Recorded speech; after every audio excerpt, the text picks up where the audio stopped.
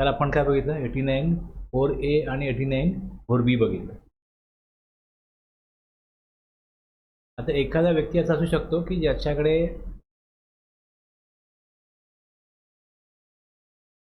गुड्सचा supply होतो,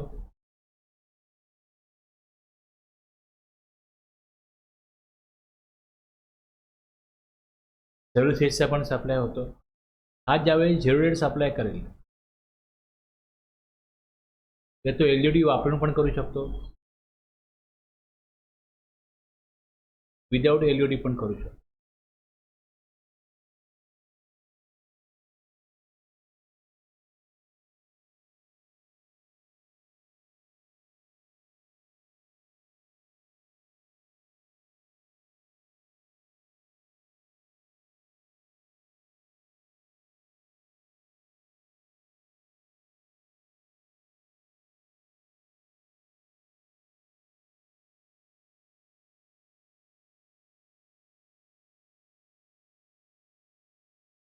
domestic supply करेल गुड्सचा,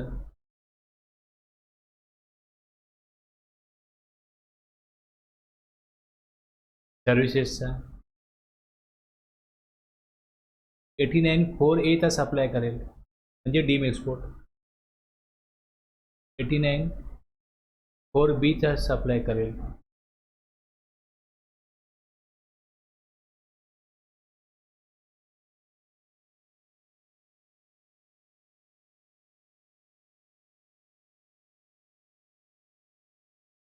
आता लॉ मेकरना कसं आहे की सगळ्या बाबी विचारात घेऊन रूल बनवायचा असो किंवा कायदा बनवायचा असो, त्याप्रमाणे त्यांनी हे विचार घेतला की तुमच्याकडे हे सगळं तुम्ही घेतलं असेल, ह्याचा एक तर ITC असेल या सगळ्याचा, आणि प्लस ह्याचा सगळ्याचा टर्नओव्हर असेल. आता जेव्हा आपण फॉर्म्युला बघतो त्या फॉर्म्युलामध्ये काय दिलं आहे की रिफंड अमाऊंट किती असेल, refund amount means the maximum refund किती येऊ शकेल, किती मिळू शकेल तो काढण्याकरता हा फॉर्म्युला दिला आहे. यात दिलं आहे turnover of zero rated supply of goods plus turnover of zero rated supply of services adjusted total turnover आणि नेट ITC. म्हणजे ITC बघायला लागेल. नेट ITC कसा काढायचा हे खाली दिलं आहे, त्याचा फॉर्म्युला दिला आहे. ॲडजस्टेड टोटल टर्नओव्हर कसा काढायचा आहे याचा पण सूत्र दिलेलं आहे, कशा प्रकारे ते कॅल्क्युलेट करायचं. Turnover zero rate supply of गुड्सचा काढायचा आहे आणि turnover of zero rate supply of services काढायचा आहे. आता ह्या सगळ्यासाठी हे जी कंपोनंट आपल्याला पाहिजेत रिफंड अमाऊंट कॅल्क्युलेट होण्याकरता हे कंपोनंट बघायला लागतील. नेट ITC जेव्हा काढायचं आहे आपल्याला, net ITC means input tax credit availed on input services during the relevant period. Relevant period कुठला आहे, ज्यावेळेस आपण ॲप्लिकेशन फाईल करतो त्यावेळेस इथे पिरियड विचारला जातो की पिरियड कुठला आहे. तर मी दिला की एप्रिल, मे, जून, जुलै, ऑगस्ट हा पिरियड दिला, तर त्या पिरियडमधला माझ्याकडे नेट ITC किती अवेल केलेला होता. मध्ये तो नेट ITC अवेल केला त्या पिरियडमध्ये तो टोटल किती आहे, पण त्याच्यामधला other than ITC availed for which refund is claim under rules 89(4A) आणि 4B और बोथ दोन, याचा वेगळा हिशोब करायचा. म्हणजे माझ्याकडे ज्यावेळेस मी कॅल्क्युलेशन करीन तर मला हे क्लिअर पाहिजे की ह्याचा ITC किती आहे हे मला वेगळं पाहिजे, ह्याचा ITC किती आहे हे वेगळं पाहिजे, कारण तो एकूण ITC मधनं वजा करून घ्यायचा. तसंच जो टर्नओव्हर आहे ह्याचा जो टर्नओव्हर आहे तसं हे ITC वजा होईल, तसंच टर्नओव्हरमधनं पण ह्याचा टर्नओव्हर वजा होईल. तर आपण ज्यावेळेस रिफंड कॅल्क्युलेट करतोय कुठल्या केसमध्ये करतोय, refund of ITC on account of zero rate supply. तर ह्याच्यामध्ये ज्यावेळेस तुम्ही एकूण ITC विचारला जातोय तेव्हा त्यातनं त्यांनी सांगितलं की तुम्ही जो 4A आणि 4B चा ITC आहे तो या नेट ITC मध्ये घेऊ नका, तो घेऊ नका. म्हणजे जर का मला तो ITC घ्यायचा नसेल तर मी जो रिलेव्हंट पिरियड दिला आहे त्या रिलेव्हंट पिरियडमध्ये एकूण ITC मी किती अवेल केला आहे हे मला 3B मध्ये कळेल रिलेव्हंट पिरियडच्या. त्यातून मला 4A आणि 4B चं ॲप्लिकेशन वेगळं द्यायचं आहे. त्याचं रिफंड ॲप्लिकेशन वेगळं द्यायचं आहे. एकाच ऑप्शनमध्ये सगळे रिफंड मागता येत नाही ना. मग ह्याचं ॲप्लिकेशन वेगळं द्यायचं जर असल्यास त्यामुळे तिकडे तो ITC किती तुम्ही घेतलेला आहे आणि त्याचा टर्नओव्हर किती आहे हे वेगळं गणित तुम्हाला मांडावं लागेल. 5 महिन्याचा मिळू द्या ना. एखाद्या महिन्यात असेल नसेल, दुसऱ्या महिन्यात असेल नसेल, एकंदरीत 5 महिन्याचा हिशोब आपण केला. जर मी ॲप्लिकेशन करतोय समजा एप्रिल, तर मी असं 6 महिन्याचं करत असेल तर एप्रिल, मे, जून, जुलै, ऑगस्ट, सप्टेंबर, समजा मी असं 6 महिने. जसा रिटर्न्स फाईल होईल सप्टेंबरचा ऑक्टोबरला होईल, सपोज 20 ऑक्टोबरला मी सर्व्ही फाईल केला, मी 6 महिने रिटर्न्स भरले, तर 6 महिन्यामध्ये काही रिटर्न्स भरल्यानंतर काही रिफंड आपल्याला क्लेम करायचा असेल तर तो आपण करावा. असा विचार जर होत असेल तर ह्याच्यामध्ये मला ह्या सगळ्या फिगर काढायला लागतील की कुठे कुठे मी काय काय केलेलं आहे. एकूण ITC मधनं वजा करीन मी जो ITC वापरला गेला आहे डीम एक्सपोर्टसाठी आणि जो ITC वापरला गेला आहे मर्चंट एक्सपोर्टसाठी, तेवढा ITC मी काय करीन वजा करीन.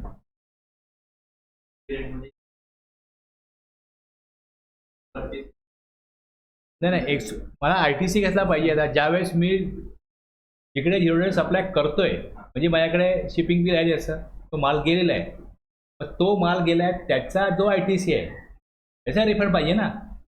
जर तिकडे जेवढे सप्लाय झालाच नाही तर रिफंड कसला घेणार. फॉर्म्युलामध्ये तुम्हाला दिलं आहे काय त्यांनी, फॉर्म्युलामध्ये वर दिलं आहे की टर्नओव्हर ऑफ जेवढे सप्लाय ऑफ गुड्स असायला पाहिजे नको माझ्याकडे. जर मी तो सप्लायच नाही केला तर मी त्याचा ITC अक्युमुलेट झाला आहे त्याचा रिफंड कसं मागणार. मी काहीतरी कंपोनंट परचेस केले, म्हणजे मी इनपुट परचेस केले समजा A, B, C, यातनं मी बनवतोय P. आता जर का मी A यूज केलाय, B यूज केलाय, C यूज केलाय, त्याचा P बनवलाय आणि त्याचा ITC आहे माझ्याकडे. आता जर का मी A, B, C परचेस केला आणि जर P बनवलाच नाही किंवा बनवला पण तो एक्सपोर्ट झालाच नाही तर मी या फॉर्म्युल्यामध्ये व्हॅल्यू देऊ काय, किंवा जो मला डेटा अपलोड करायचा आहे इकडे जी माहिती द्यायची आहे त्यात ही माहिती जाणार आहे ना. तर माझ्याकडे ही माहितीच नाही आहे तर कुठल्या बेसिसवरती माझा रिफंड सँक्शन होईल. आता याची व्हॅल्यू माझ्याकडे 0 आहे, याची व्हॅल्यू 0 आहे आणि मग टर्नओव्हर पण काय 0 आहे. मग ITC ते उत्तर येईल त्याचं 0च उत्तर येईल ना. मग फॉर्म्युला कॅल्क्युलेट करणार काय, म्हणजे माझ्याकडे हे सगळे फिगर असल्या पाहिजेत ना. याच्या त्या फिगर जर असल्या पाहिजेत म्हणजे माझ्याकडे जेवढं सप्लाय झालेला असला पाहिजे. जर जेवढं सप्लाय झालाय माझ्याकडे म्हणजे मी त्याच्यासाठी काहीतरी परचेस केलं आहे ABC आणि रिटर्न फाईल केल्यावरती त्याचा ITC जो आहे तो इलेक्ट्रॉनिक क्रेडिट लेयरला दिसेल असेल तिकडे.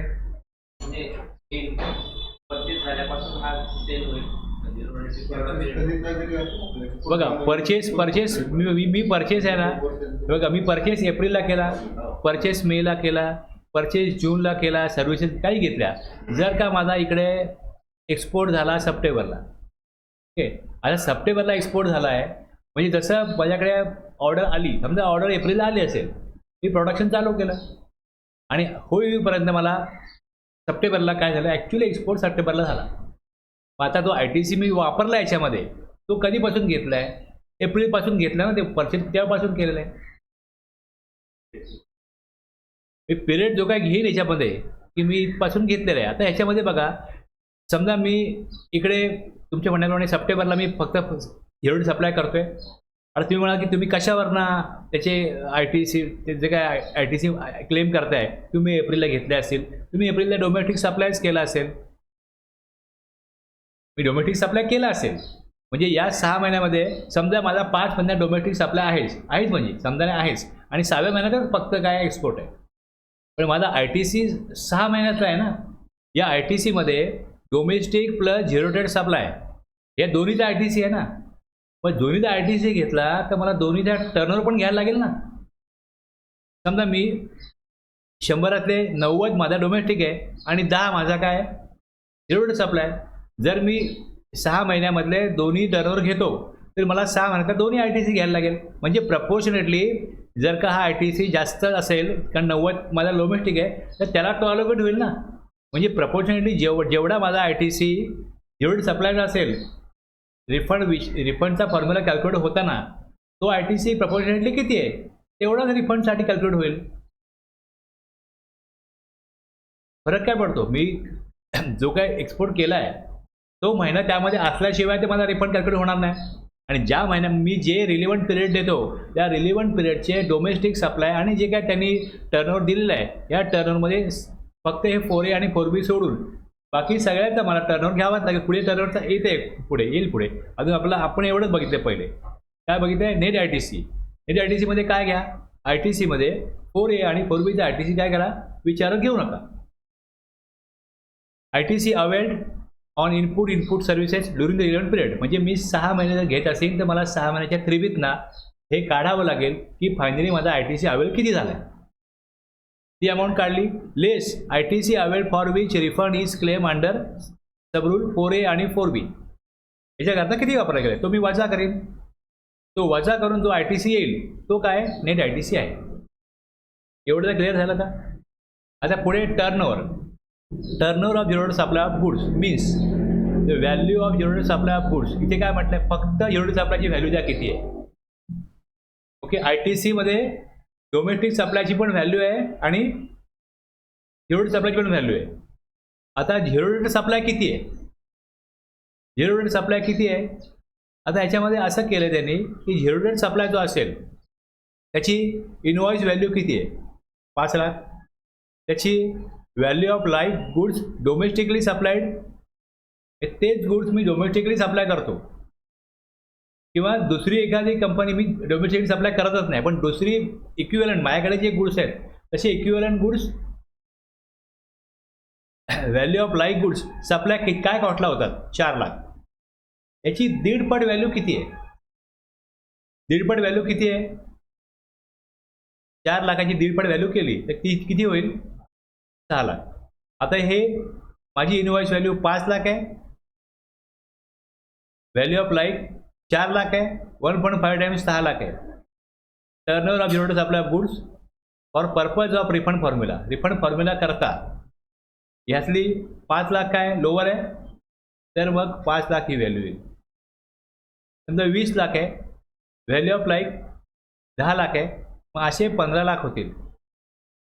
1.5 पट 15 लाख होतील. पण मी फुगवून व्हॅल्यू टाकली आहे इनवॉइसमध्ये 20 लाख.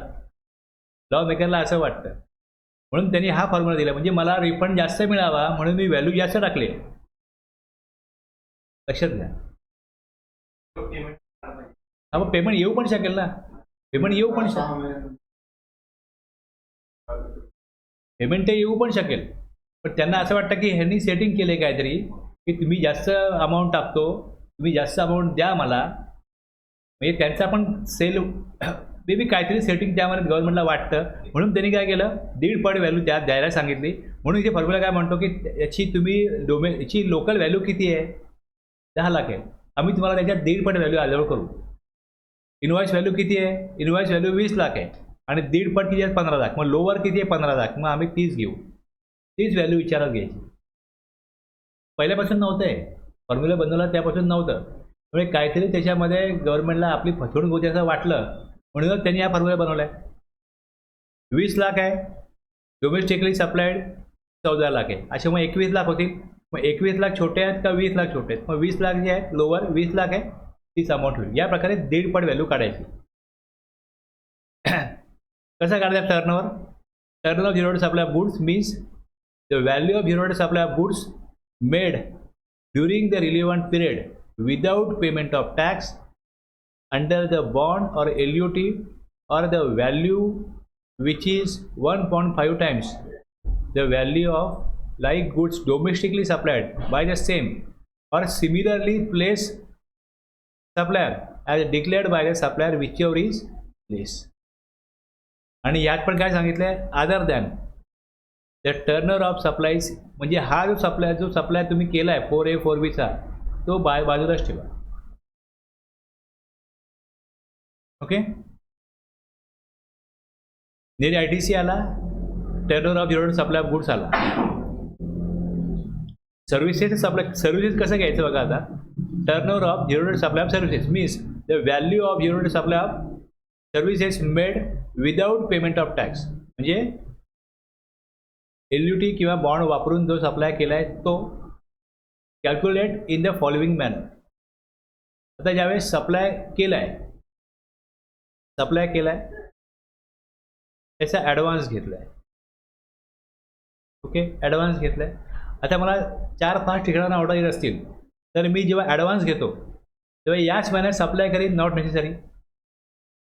मी अगोदर सप्लाय केला आहे, सॉरी, अगोदर मी ॲडव्हान्स घेतला आहे, त्याचा सप्लाय आत्ता होऊ शकतो या पिरियडला. मी रिलेव्हंट पिरियडला सप्लाय करतोय, त्याचा ॲडव्हान्स मी रिलेव्हंट पिरियडच्या अगोदर घेतला. हे बघा, एक ॲडव्हान्स आहे आणि ॲक्च्युअली सप्लाय. त्यांनी काय सांगितलं की तुम्ही कशा प्रकारे कॅल्क्युलेट करा value zero supply of services, ती पण कुठल्या प्रकारची, without payment of tax, LUT किंवा बॉन्ड वापरून जो सप्लाय केला आहे सर्व्हिसेसचा. तुम्ही पहिले बघा इथे, zero date supply of services is the aggregate of the payment received during the relevant period for zero date supply of services. आता मला जे पेमेंट मिळेल, जे पेमेंट मिळालं आहे ते पुढच्या काळामध्ये सप्लाय करण्यासाठी ॲडव्हान्स पण मिळाला असेल त्या पेमेंटमध्ये, आणि आत्ता जो मी सप्लाय करतोय त्याचा ॲडव्हान्स मी अगोदर घेतला होता, तर त्याची रिमेनिंग अमाऊंट आता मिळालेली असू शकेल.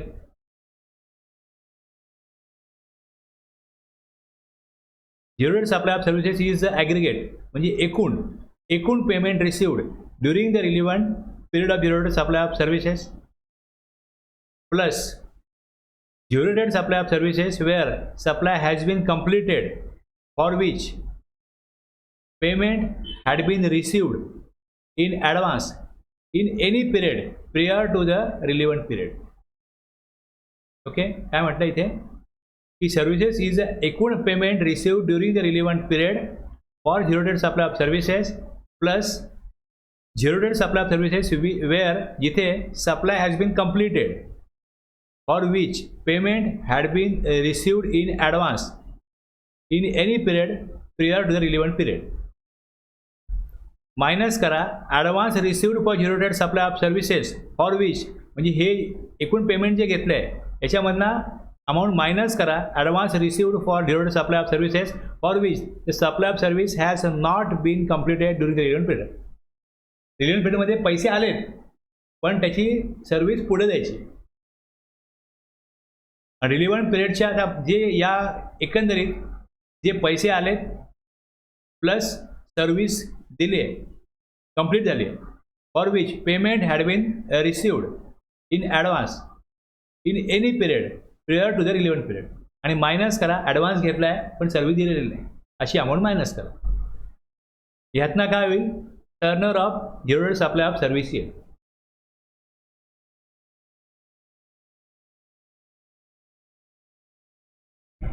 म्हणजे मी सप्लाय केला आहे आणि पेमेंट नाही आलं तर, पेमेंट आलेलं नसेल तर, हा पॉईंट काय सांगतो, zero date supply of service जेथे सप्लाय कंप्लीट झाला आहे आणि for which payment had been received in advance in any period prior to the relevant period. Payment आलेलं पाहिजे, म्हणजे इथे काय केलं आहे, रिलिव्हंट पिरियडमध्ये सर्व्हिस पण दिली आहे आणि पेमेंट पण आलं आहे, अशी अमाऊंट किती आहे तेवढीच विचारात घ्यायची. सर्व्हिस दिले पैसे नाही आले, पैसे आले सर्व्हिस दिलेली नाही, ती अमाऊंट नाही घ्यायची, ते विचारात नाही घ्यायचं.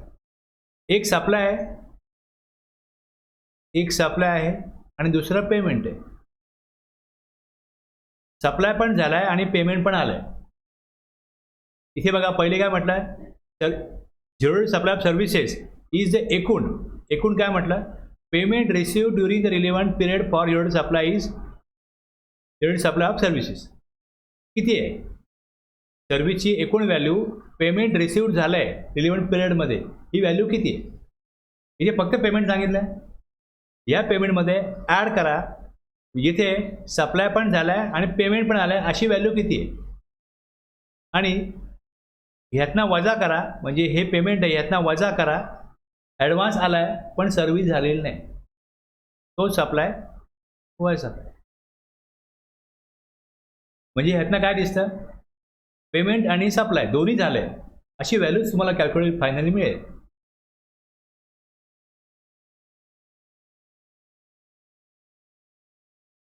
Aggregate of the payment received during the relevant period of zero date supply of services, add service where supply has been completed for which payment had been received in advance in any period prior to the relevant period आणि less advance received for zero date supply of services for which supply of services has not been completed during the relevant period.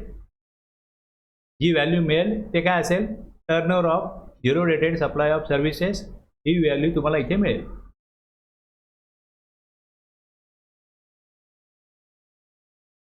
आता पुढे काय, adjusted total turnover means the sum total of the value of turnover in a state. आता हे return file जे होतं हे प्रत्येक राज्याचा नंबर असेल, जर 2-3 राज्याचं असेल तर प्रत्येक राज्याचा रिटर्न वेगळा भरला जातो. हे प्रत्येक स्टेटमध्ये रिफंड वेगळा क्लेम. म्हणजे माझा महाराष्ट्र, गुजरात, गोवा 3 ठिकाणी नंबर असेल आणि मी 3 ठिकाणचा माल एक्सपोर्ट करत असेल तर 3 ठिकाणचा माझा LUT वेगळा असेल. कंपनी एकच आहे, पण ज्यावेळेस आपण हे रिफंडचा विचार करतो त्यावेळेस स्टेट मी व्याख्या बघाल त्याची की turnover in a state or union territory हे डिफाईन झालं आहे सेक्शन 2 मध्ये क्लॉज 112 मध्ये. Turnover in state or turnover in UT means the aggregate value of all taxable supplies and exempt supplies export but excludes tax. ही व्याख्या कसली आहे, turnover in स्टेटची. म्हणजे त्या जो नंबर आहे GST नंबर त्या राज्यामधला मी फक्त टर्नओव्हर घेणार आहे स्टेट म्हटलं का. सम टोटल ऑफ व्हॅल्यू ऑफ, आपण एरवी कसं टर्नओव्हर म्हटलं एखाद्या टर्नओव्हर 2 करोडच्या पुढे आहे, 5 करोडच्या पुढे आहे, ही इनवॉइस कोणाला ॲप्लिकेबल आहे, GSTR 9 कोणी फाईल करायचं आहे, त्यावेळेस तो टर्नओव्हर सगळे स्टेट मिळून पॅन बेस घेतला जातो, ऑल इंडिया बेसिसवरती घेतला जातो.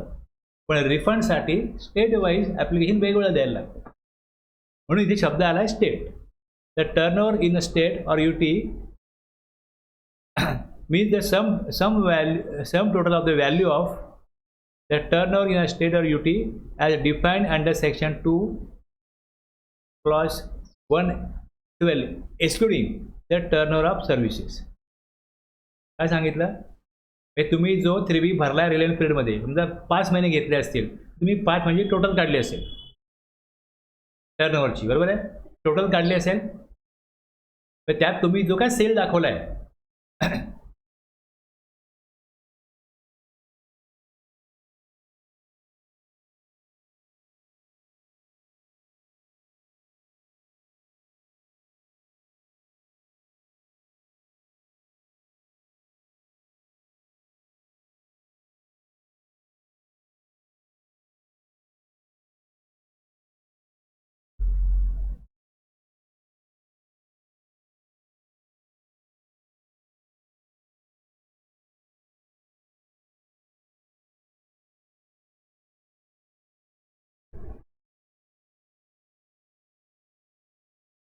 टर्नओव्हर तुम्ही काढण्याकरता काय बघाल, जे मी इनवॉइस अपलोड केले असतील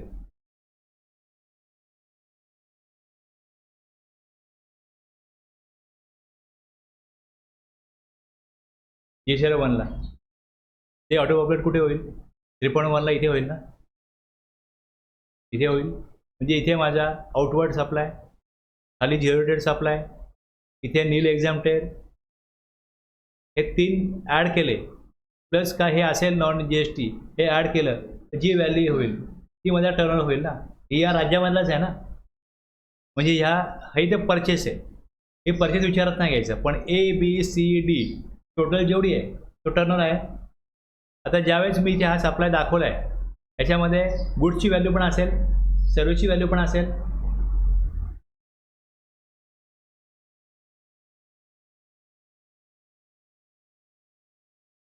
त्यातनं तुम्ही सर्व्हिसची व्हॅल्यू बाजूला काढा, exclude the turnover of services बाजूला काढा. तो गुड्सचा टर्नओव्हर किती आहे एवढंच सांगा, सर्व्हिस बाजूला काढा. पहिले मी टर्नओव्हर काढीन, the turnover in a state or UT excluding turnover of services, इथे आकडा येईल relevant पिरियडमधला. The turnover of zero-rated supply of services determined in terms of clause D above and non-zero-rated supply of services. Add काय add करायचं? Add the turnover of zero-rated supply of services made without payment of tax under bond or LUT and non-zero-rated supply of service हे add करा. हे add करा.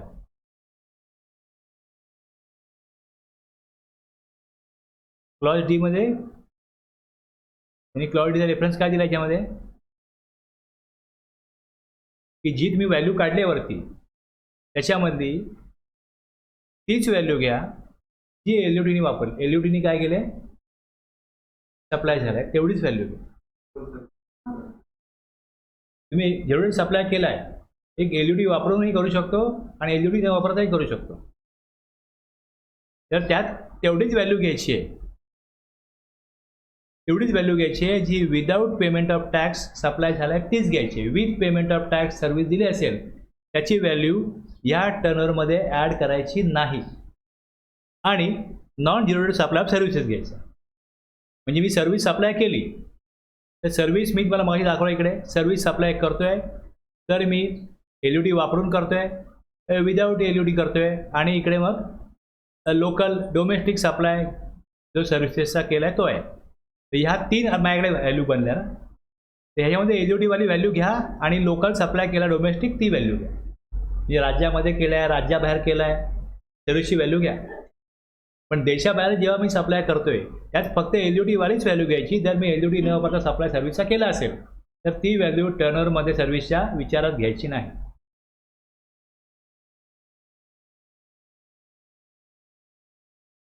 कशा प्रकारे काढा म्हणजे ॲडव्हान्स आलाय आणि सर्व्हिस पण दिली अशी व्हॅल्यू वरती काढली आपण. त्यात पण मग परत दोन कॅटेगरी की LUT वापरून दिलेली सर्व्हिस किती विदाऊट LUT सर्व्हिस किती. LUT वाली सर्व्हिस त्यामध्ये घ्या. हा टर्नओव्हर काढताना पण पुढे ह्यातना less the value of exempt supplies other than zero rated supplies. Okay म्हणजे एक्झाम सप्लाय पण तो जर मी एक्सपोर्ट केलाय तर त्याचा RTCचा रिफंड मिळतो मला. एक्झाम सप्लाय असाच घ्या की जो झिरो-रेटेड सप्लाय नाही आहे. ओके एक्झाम सप्लाय आहे मी डोमेस्टिकली केला आहे. एक्झाम सप्लाय आहे पण तो मी झिरो-रेटेड सप्लाय म्हणून केला आहे. तर वजा कुठला करा the value of exam supply म्हणजे डोमेस्टिकली सप्लाय केला तेवढीच व्हॅल्यू लेस करा. ह्यातनं पण एक्सक्लूड करा 4A 4Bचा टर्नओव्हर. तसा RTC बाजूला काढला सेम त्याचा टर्नओव्हर पण बाजूला येईल. तुम्हाला जी फायनली अमाऊंट मिळते ती काय ॲडजस्टेड टोटल टर्नओव्हर आहे. फक्त मी फॉर्म्युला एक्सप्लेन केला आहे. ओके इथपर्यंत. आता तुमच्याकडे डोमेस्टिक टॅक्सवर सप्लाय किती आहे 10,000 आहे. डोमेस्टिक एकदम सप्लाय किती आहे 5,000 आहे. Zero-rated supply without payment of IGST 12,000 आहे. Zero-rated supply with payment of IGST 8,000 आहे. हा कसला आहे गुड्स सर्व्हिसेसचा. एका व्यक्तीकडे या सगळ्या कॅटेगरीचा सप्लाय असेलच गरजेचं नाही. तेवढे कॉम्प्लिकेशन्स होत नाही लक्षात घ्या. डोमेस्टिक सप्लाय सर्व्हिसचा आहे domestic exam supply zero-rated supply without payment of IGST आणि zero-rated supply with payment of IGST. याचे आकडे कॅल्क्युलेट करावे लागतील. रिलिव्हंट पिरियडमध्ये किती क्रेडिट घेतलं गेलं पण एक्झाम्पलला सोपं पडा म्हणून IGST घेतलं आहे आणि इथे किती क्रेडिट आहे हे घेतलेलं झालं. आता जर तुमच्याकडे समजा हा सर्व्हिसचा भागच नाही आहे धरून त्याला पहिले फक्त तुम्हाला गुड्सचाच भाग असेल तुमच्याकडे तुम्ही काय कराल consider value of supply of goods refund amount कशी काढाल. रिफंड अमाऊंट काढताना तुमच्याकडे हा फॉर्म्युला आहे turnover of zero-rated supply of goods म्हटलं. आता सर्व्हिसचा भाग जर रिलेव्हंट नाही आहे मला तर मी हा विचार घेणारच नाही ना. मग इथे काय ॲड करायला सांगितले इथे गुड्सची व्हॅल्यू किती आहे घेणार आहेस 12,000 डिवाइड बाय 30,000 आणि इंटू 4,500. हे 30,000 कसे आले? हे 10, हे 12 आणि हे 8. हा टर्नओव्हर झाला. Zero date supply of goods किती आहे?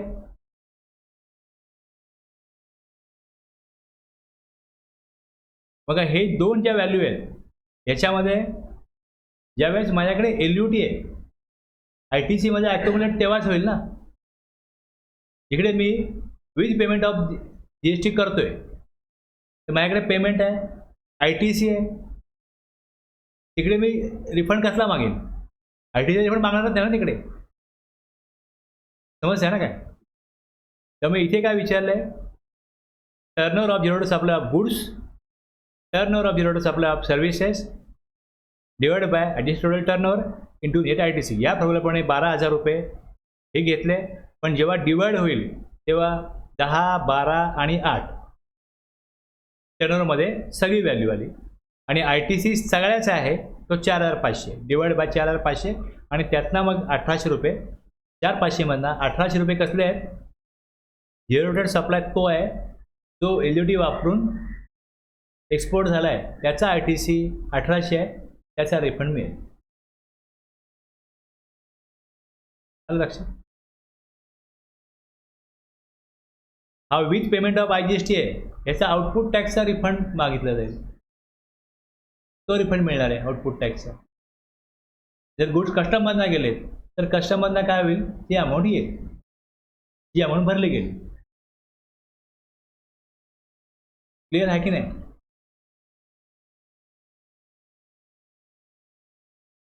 तुम्हाला जसा इथे वरती फॉर्म्युला दिला आहे, गुड्सची व्हॅल्यू कशी घ्या, turnover zero date supply value किती घ्या, कशी घ्या हे दिलं आहे. याच्याप्रमाणे ती व्हॅल्यू काढली. इथे काय म्हटलं बघा, means the value of zero date supply of goods, जी LUTने गेलं आहे तीच व्हॅल्यू घ्यायची, म्हणून मी तेवढीच व्हॅल्यू घेतली. LUTची व्हॅल्यू किती आहे इकडे खाली? LUTची व्हॅल्यू 12,000 आहे, म्हणजे ही व्हॅल्यू घ्यायचीच नाही ना मला, त्यातून 12 घेतले. पण जेव्हा टर्नओव्हर म्हणतो तेव्हा टर्नओव्हरमध्ये काय दिलंय, कसा काढायचा टर्नओव्हर? एक्झाम सप्लाय लेस करायला सांगितलंय, म्हणून त्यामध्ये हे 5,000 विचारात नाही घेतले, बाकी सगळं विचारात घेतलं, म्हणून 30,000 झाले. म्हणजे हे जे 12,000 गेले यातला जो ITC रिफंड आहे तोच मिळायला घ्यायचा आहे. पण टर्नओव्हरमध्ये 1, 2, 3 व्हॅल्यू घ्यायची, एक्झामची व्हॅल्यू घ्यायची नाही, त्याप्रमाणे ती घेतली नाही. आणि म्हणून इथे अमाऊंट आली 12,000, इथे अमाऊंट प्लस सर्व्हिस नसल्यामुळे ती काय व्हॅल्यू घेतली गेली नाही. टर्नओव्हरमध्ये 30,000 येतील आणि नेट ITCमध्ये 4,500 येतील.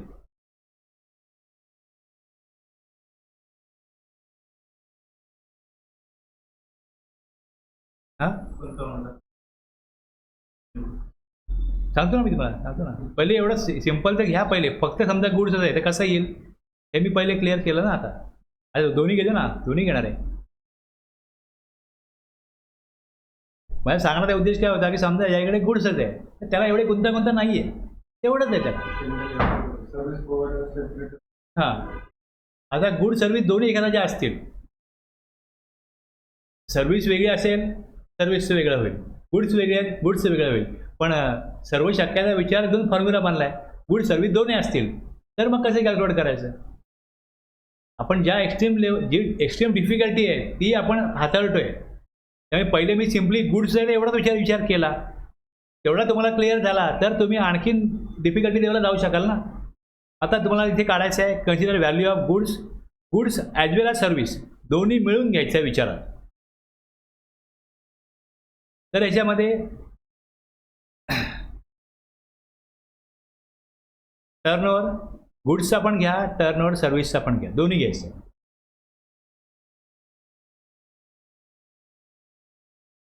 आता हा झिरो डेट सप्लायचं व्हॅल्यू किती आहे? 12 आहे. आणि सर्व्हिसची व्हॅल्यू कुठली घ्यायला सांगितली टर्नओव्हरमध्ये? पहिले मग त्याप्रमाणे सर्व्हिसची व्हॅल्यू जी आहे ही जी 15,000 आहे हीच घ्यायची आहे, ही जी विथ पेमेंट ऑफ IGST आहे ही घ्यायचीच नाही फॉर्म्युल्यामध्ये हे सांगितले. त्याप्रमाणे हे 12 आणि हे 15 हे ॲड करून 27 आले. गुड सर्व्हिस दोन्ही घेतले. आता पुढे काय पाहिजे?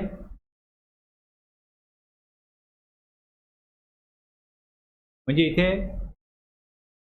12 येईल, इथे 15 येईल ना. आता टर्नओव्हर यायचं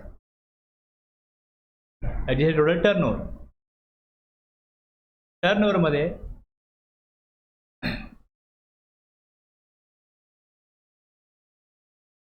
आता हे 55,000 घेतलेत. हे कसे घेतलेत 55,000?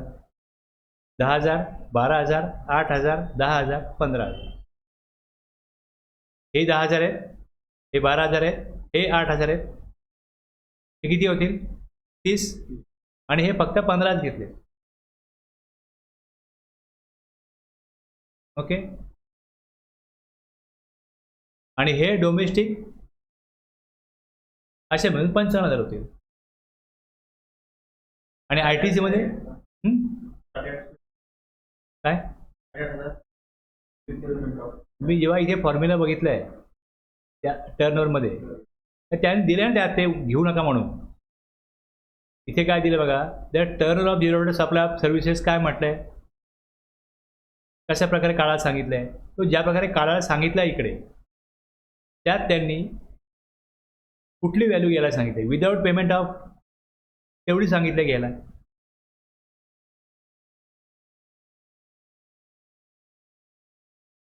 एक्झाम तर घ्यायचंच नाही आपल्याला आणि हे पण घ्यायचं नाही. आणि ITC किती आहे मग टोटल? हा 4.5 आणि हा 3.5 असा मिळून तो 8,000 होईल. मग त्याप्रमाणे व्हॅल्यू कॅल्क्युलेट होईल. काय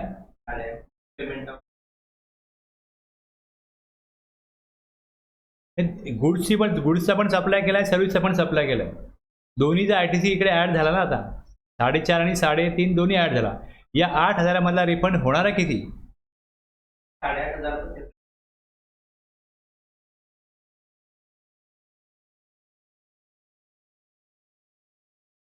हे जेव्हा कॅल्क्युलेशन त्याने दिलंय त्यात तो वगळायला सांगितलंय ना.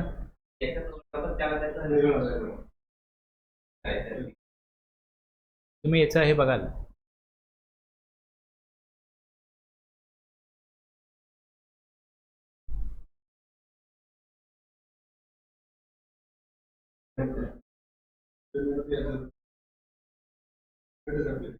बघा तुम्ही ITC रिफंड काढताय तर ITC कधी येतो? LUT आहे तेव्हा ITC येतो ना. जर माझ्याकडे LUT नाही आहे आणि मी सर्व्हिस दिली आहे तर आउटपुट टॅक्स हा रिफंड आहे ना. आपण ITC रिफंड कॅल्क्युलेट करतोय. यात पण ऑप्शन बघा. हां. आणि काल आपण काय बघितलं, ह्यात गुड्सला दिसत नाही कारण गुड्समध्ये टॅक्स भरला कुठे गेलाय? कस्टममध्ये. मग ते कस्टमच्या पोर्टलवरून येईल तिथे कॅल्क्युलेशन. आपण आता ITC मी मला कालही बोललो की तुम्हाला रिफंड कसला घ्यायचा आहे? ITC घ्यायचा आहे तर मग ITC संबंध ITC येईल. आउटपुट टॅक्स वेगळा आहे. फॉर्म्युला कॉम्प्लिकेटेड का होतो त्यामुळे होतो.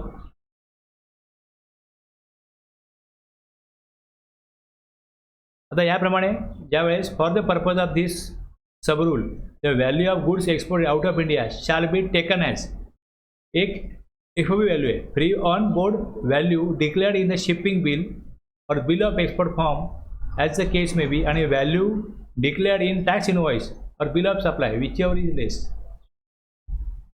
शिपिंग बिलमधली आणि इनवॉइसची व्हॅल्यू यातली लेस व्हॅल्यू कुठली आहे? म्हणजे ज्यावेळेस तुम्ही ही गुड्सची व्हॅल्यू काढताय, हे जी आपण व्हॅल्यू काढतो ना ही इनवॉइस व्हॅल्यू कुठली घ्यायची? शिपिंग बिल आणि इनवॉइस व्हॅल्यू यातली जी व्हॅल्यू लोअर आहे ती घ्यायची.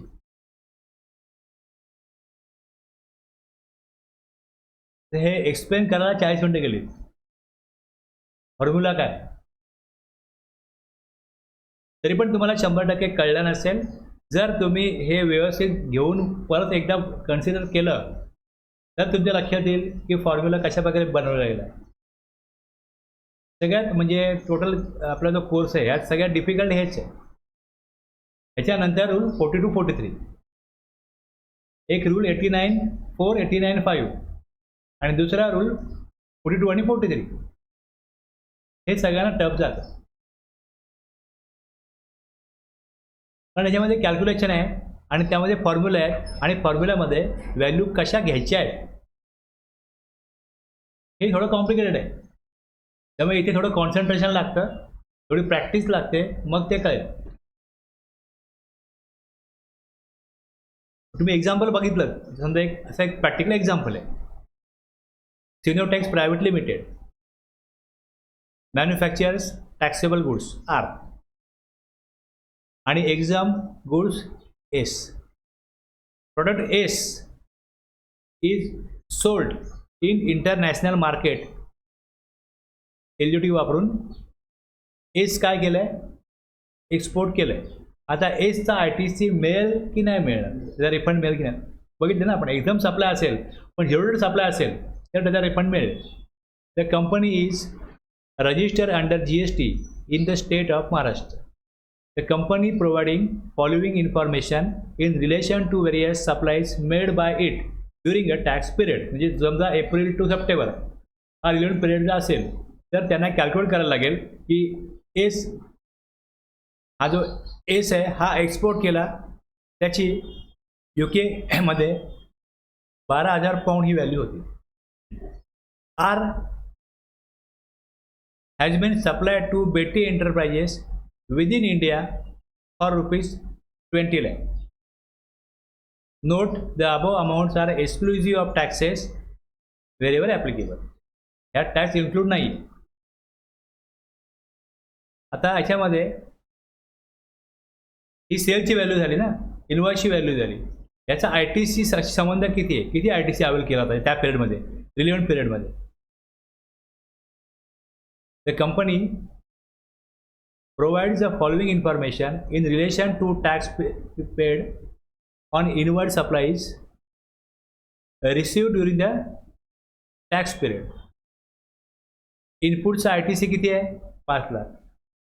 कॅपिटल गुड्सचा ITC, आता कॅपिटल गुड्सचा रिफंड मिळतो का, त्यामुळे ही माहिती जी आहे ती आपल्याला वापरायची नाही आहे, पण ती माहिती उपलब्ध असणारच ना. जो ITC सेबीत दिला आहे त्यात परत हे बघायला लागेल की ह्याच्यामध्ये कॅपिटल गुड्सचा ITC आहे का, तो बाजूला काढायला लागेल. हां नाही, फायनली आपल्याला जो ITC खाली येतो ना, जो अवेल केला आहे, ठीक आहे, रिव्हर्सल केलं आहे, सगळं केलं आहे, फायनली जो आला आहे त्याच्यामध्ये कॅपिटलचा ITC किती, कॅपिटल गुड्सचा तो परत वेगळा काढणं गरजेचं आहे. गुड्सचा आहे, इनपुट्सचा आहे आणि सर्व्हिसेसचा आहे. रिफंड कॅल्क्युलेशन त्याच्यावरच व्हायला पाहिजे. All the above input services and capital goods are use in the manufacturing process. Following additional information is also provided. Value of product X exported to UK in Indian rupees, त्याची value 12 lakh. जे वर दिले होते pound 12,000, याची रुपीजमध्ये value किती आहे, 12,000 आहे. However value of such product when supply domestically value किती आहे, 10 लाख. म्हणजे याचे 1.5 पट किती होतील, 15 lakh. Whichever is lower म्हणजे 12 लाख बरोबर होतील. Betty Enterprises is a 100% export oriented undertaking. Okay, आता म्हणजे ह्यांना बेट्टीला कुठला सप्लाय केला आहे, डोमेस्टिकली हा सप्लाय केला आहे, म्हणजे हा डीम एक्सपोर्ट झाला. आता ह्या म्हणजे डीम एक्सपोर्ट आणि एक्सपोर्ट याच्याकरता हे ITC वापरले गेलेत.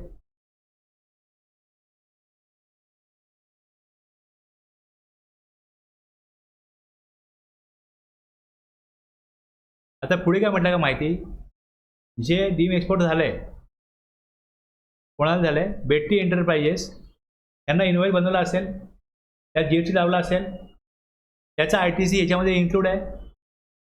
आता त्यांना तो GST लावून दिला, it has claim the ITC on goods supplied to it by Synotex private limited. म्हणजे आपली ही जी कंपनी आहे सिनोटिक्स प्रायव्हेट लिमिटेड, ज्याचा आपण ITC रिफंड कॅल्क्युलेट करणार आहोत, त्यांनी डोमेस्टिक सप्लाय केला. तो कुठल्या प्रकारचा होता? डीम एक्सपोर्ट होता. पण त्यांनी रिसिपियंटला काय सांगितलं की ITC क्लेम तुम्ही घ्या. म्हणजे हे ITC क्लेम घेणार आहे. कळलं? सप्लायरला त्याचा ITCचा जो काय आहे, जे सप्लाय केला, आउटपुट टॅक्स दिलाय, त्याचा क्लेम सिनोटिक्स प्रायव्हेट लिमिटेड घेणार नाहीये. बेट्टीच ITC क्लेम करतील. लोकल सप्लाय आणि एक्सपोर्ट आहे.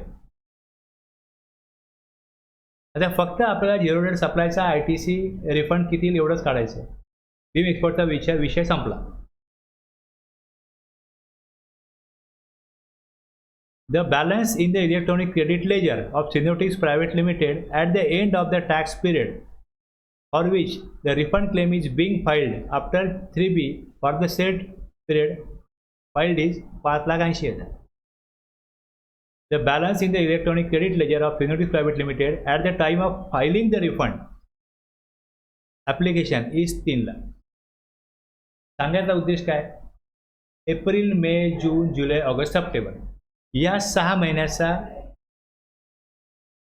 3B फाईल झालेला आहे. आता 2 वर्षामध्ये कधी रिफंड मागता येतो?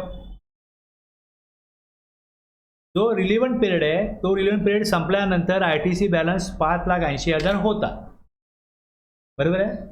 पण ज्या वेळेस रिफंडचं ॲप्लिकेशन देण्यात येत होतं, त्यावेळेस इलेक्ट्रॉनिक क्रेडिट लेजरमध्ये 3 लाख रुपयेच होते.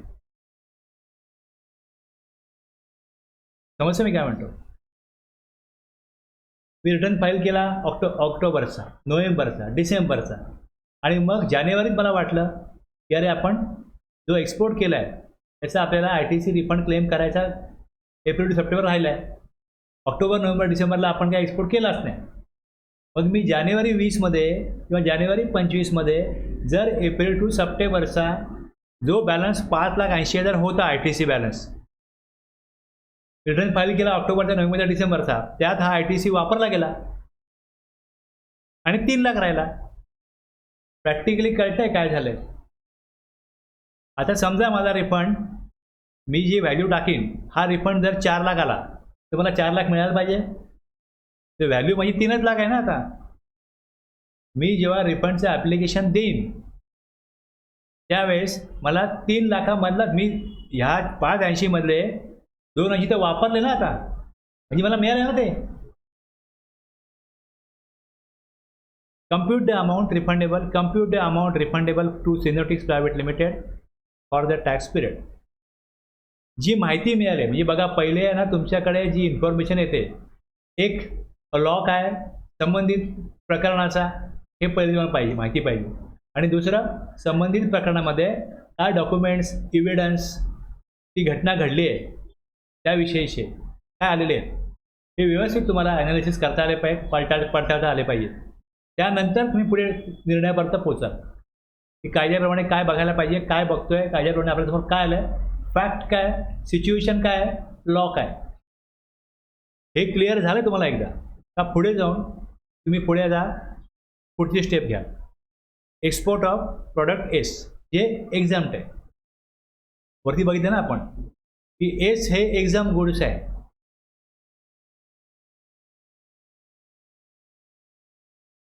म्हणजे एक छोटा पॉईंट आहे की एक्झाम सप्लाय असेल तरी पण झिरो सप्लाय असेल तर त्याचा ITC मिळतो. पण हे वाक्य ज्यांनी वाचलेलं नसेल ना तो कन्फ्यूज होईल. अरे एक्झाम सप्लायचा कुठे ITC मिळेल? आपण काय वाचलंय 317 की एक्झाम सप्लाय केला त्याचा ITC मिळणार नाही, पण तोच एक्सपोर्ट केला असेल तर त्याचा ITC रिफंड मिळतो. एवढ्या लेवलला ज्यांनी स्टडी केला त्याला कन्फ्युजन होणार नाही.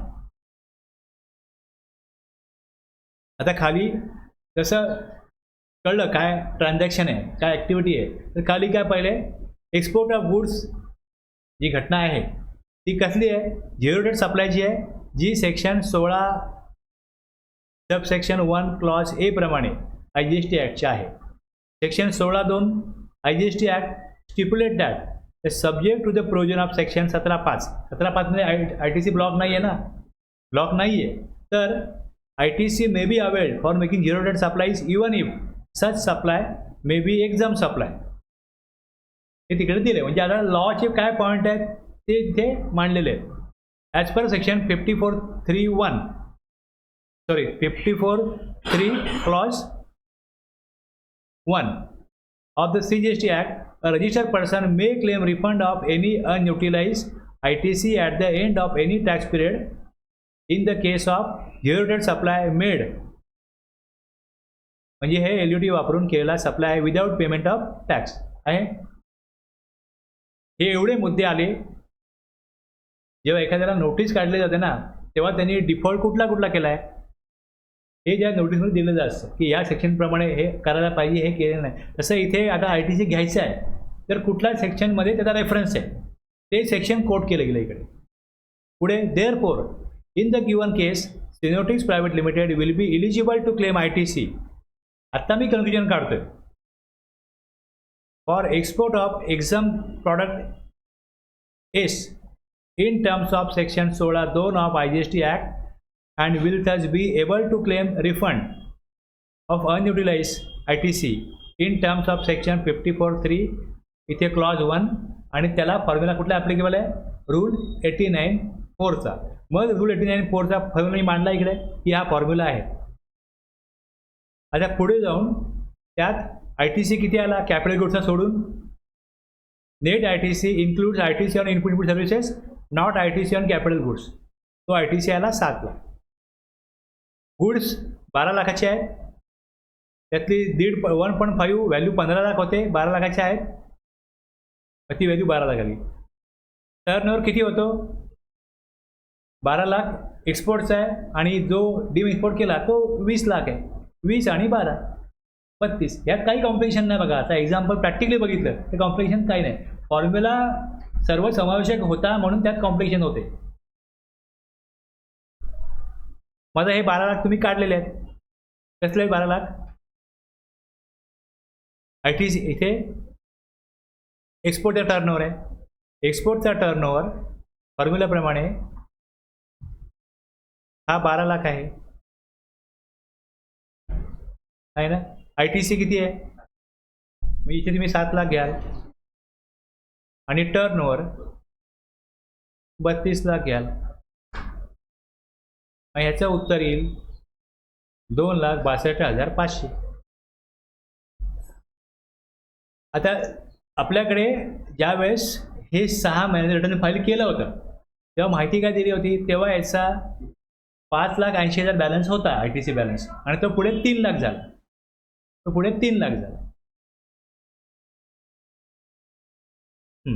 पण असंही होऊ शकतं की maximum refund amount as per formula ही 2,62,500 आली.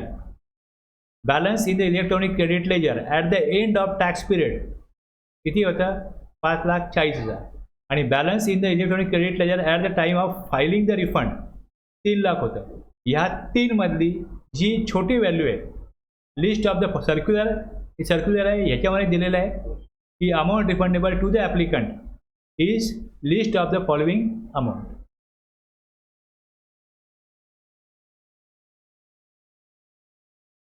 आता रिफंड ॲप्लिकेशन जेव्हा केलं जातं डॉक्युमेंट्स किंवा इन्फॉर्मेशन ज्यावेळेस अपलोड केली जाते तेव्हा तिकडे फॉर्म्युला कॅल्क्युलेट होतो आणि ती व्हॅल्यू येते. ती व्हॅल्यू समजा इकडे माझ्याकडे 2,62,000 आहे आणि ती व्हॅल्यू जर का 3 लाख आली तर इलेक्ट्रॉनिक क्रेडिट लेअरमधनं हे 3 लाख जे आहेत हे पहिले काय होतात डेबिट होतात. आता जर 3 लाखच नाही आहेत 2,62,500 आहेत तर डेबिट तेच होतील ना, हे लक्षात घ्या. त्याला 3 लाख रिफंड मिळण्याचा प्रश्नच उद्भवत नाही.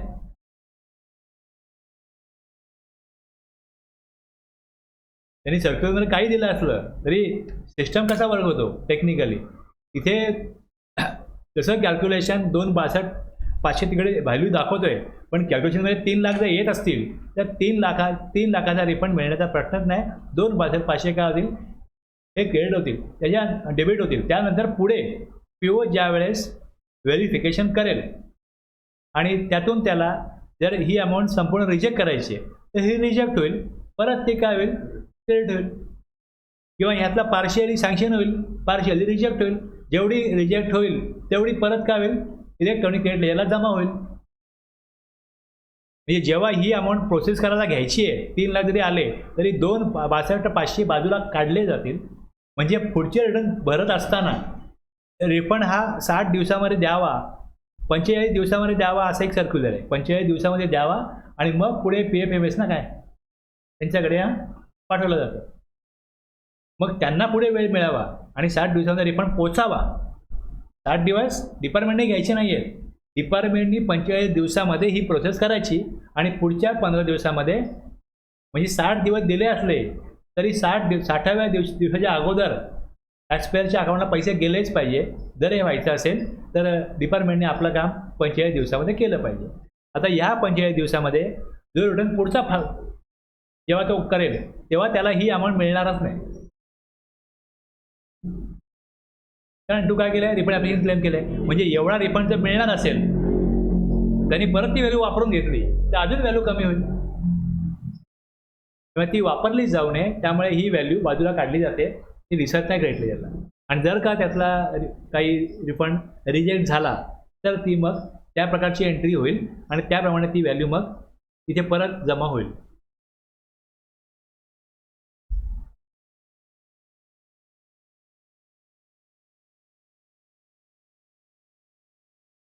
आणि दुसरं काय होतं इकडे, EU होतं. Supplies to EU is notified as deem export under section 147. In respect of supplies regarded as deemed export, the application of a refund can be filed by the supplier of deemed export supplies only in case where the recipient does not avail of ITC supplies and furnishes an undertaking. हे जे आपण बघितलं काल, की कोणी refund घ्यायचा, dim एक्सपोर्टचा refund कोणी घ्यायचा, रिसिपियंटनी का सप्लायरनी. या आपल्या केसमध्ये रिसिपियंटच घेतोय. Since the given case, Betty Enterprise recipient is claiming ITC. हे ITCचा क्लेम घेणारच नाही आहे. Therefore, amount refundable Tinotex 2,62,500.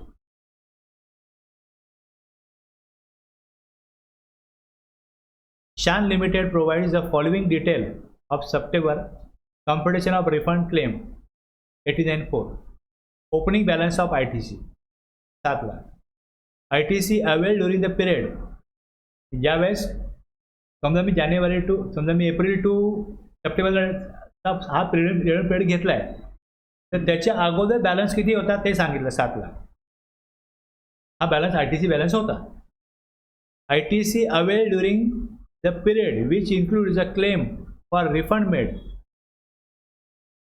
5 lakh eligible under rule 89(4)A आणि 4B. म्हणजे इथे व्हॅल्यू जी आहे 25 लाख, ह्यातले 5 लाख कसले आहेत, 4A आणि 4Bचे आहेत. कसं हे रेडी दिलं आहे, ॲक्च्युअलमध्ये सगळे इनवॉइस असतील, सगळे व्यवहार असतील, त्यातून ते कॅल्क्युलेट करायला लागतं. मग एकूण ITC मला 3B दिसतोय की 25 लाख आहे, त्यातला मला कळलं की 4A 4Bचा किती आहे, 5 लाख आहे. Generated supply of goods made during the period without payment of tax under bond LUT, which include the supply of 1 crore made for which refund claim, म्हणजे जो टर्नओव्हर 4A 4Bचा आहे तो 1 लाख आहे. एकूण इथे 6 करोड आहे, यातले 1 करोड कसला आहे, 4A 4Bचा आहे. आणि supply of goods made other than generated supply किती आहे, 3 करोड.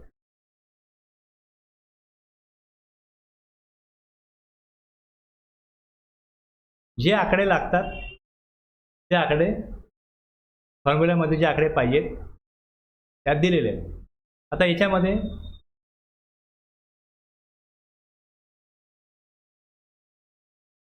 हे 5 लाख वजा केले, 25 मधनं 5 वजा केले ते 20 होतील ना. जनरेटेड सप्लाय 20 लाख होईल, हे 20 लाख घेतले. पुढे सर्व्हिस आहे का, सर्व्हिस नाही आहे ना, सर्व्हिस नाही. ITC किती घ्याल, ITC किती घ्याल,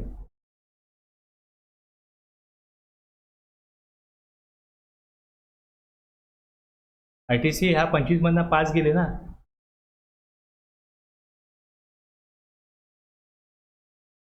आणि हे 6 मधनं हे पण एक कमी करायला लागतील.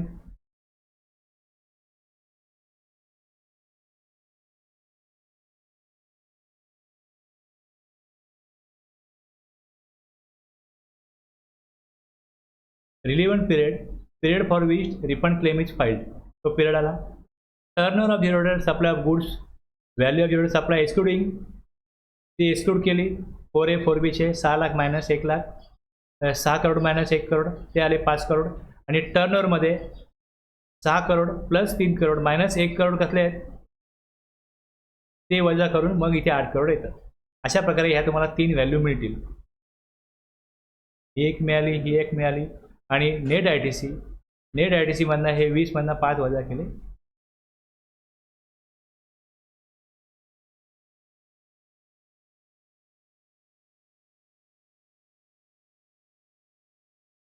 सेम तुम्ही पुढचे एक्झाम्पल तसंच बघाल.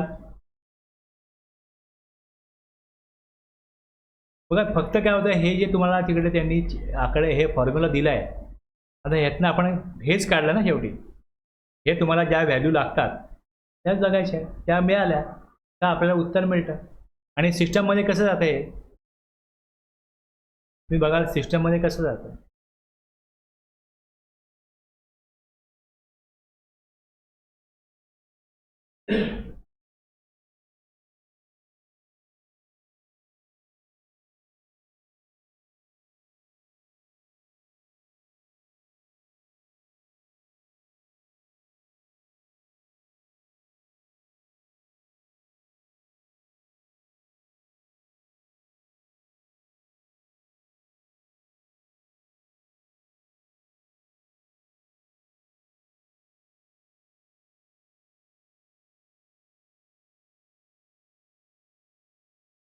त्या प्रकारे मी करीन.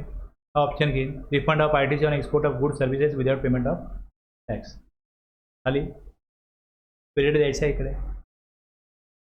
हा जो पिरियड देईन या पिरियडप्रमाणे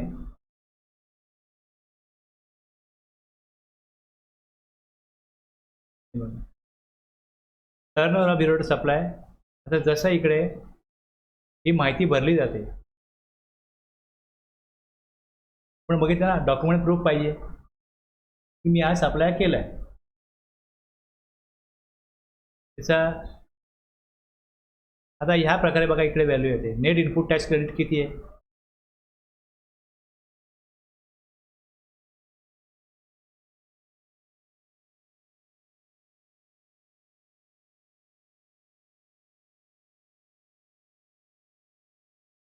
हे सगळं केल्यानंतर तिथे व्हॅल्यू जातात सिस्टममध्ये. हे सगळं आहे, मी केलं नाही कधी प्रॅक्टिकली, पण हे सगळं या प्रकारे जातं. हे सगळं इथे भरलं, invoice, debit note, credit note, हे सगळं दिलं त्या रिटर्न पिरियडमधलं. कारण की तुम्ही 3Bशी कम्पेअर करणार ना, हे सगळं 1 आणि 3Bशी कम्पेअर करणार की हे काय दिलेलं आहे, इकडे काय दाखवलं होतं, त्याप्रमाणे हे सगळं इकडे येईल. झिरो टू सप्लाय आहे म्हणजे 6A मध्ये भरलं आहे, प्लस 3B ते 3.1 मध्ये B मध्ये दाखवलं आहे. मग त्याची डिटेल्स पाहिजेत. या डिटेल्सप्रमाणे हे सगळं कॅल्क्युलेशन आलं पाहिजे, ते सगळं जुळलं पाहिजे, आणि त्याप्रमाणे ते सगळं कॅल्क्युलेशन होईल, तेव्हा त्याचं उत्तर मिळेल. ओके. सगळ्यात पहिले कशा प्रकारे सबमिट होतं हे पहिले तुम्ही बघा. त्यातून कशी कुठली माहिती मिळते ती बघा, ती कशाशी कम्पेअर करायची, आणि त्या फॉर्म्युल्याप्रमाणे जे उत्तर येते ते बरोबर आहे की नाही.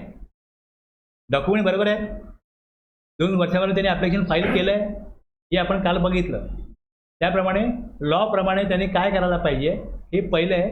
आणि दुसरं, तुमच्याकडे जी इन्फॉर्मेशन आलेली आहे ती मी व्हेरीफाय करणार. ती व्हेरीफाय केल्यानंतर तुम्हाला फॉर्म्युल्याप्रमाणे उत्तर मिळणार. ते उत्तर जर बरोबर असेल तर मग ॲज पर लॉ सगळं बरोबर आहे, आणि त्याने दिलेली माहिती बरोबर आहे जी गरजेची होती, तर त्या आधारावरती रिफंड सँक्शन होऊ शकतो किंवा रिजेक्ट होऊ शकतो बेस्ड ऑन फॅक्ट.